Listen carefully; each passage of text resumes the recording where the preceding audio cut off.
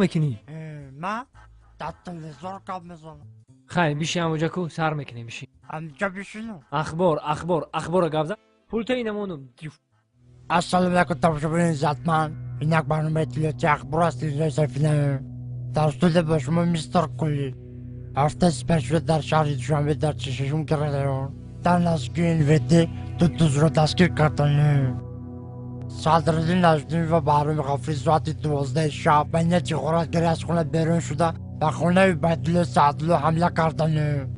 عبیدالله سعدلو در حالت مست خواب بوده. از کاسه عبیدالله سعدلو 180 درم، از درون شیفانیر عبیدالله سعدلو چیزهای قیمت بها، دو فیلم میکا، دو پرکالو، دو پچکه چای، دو پرنسکی و دو ترکانی خونه را زیر کرده گریختند. از این کارها سردار گروه میلیسیا حسن چیلا خبر شده با کارگردان کرپسه جمهوری تاجیکستان خبر داده.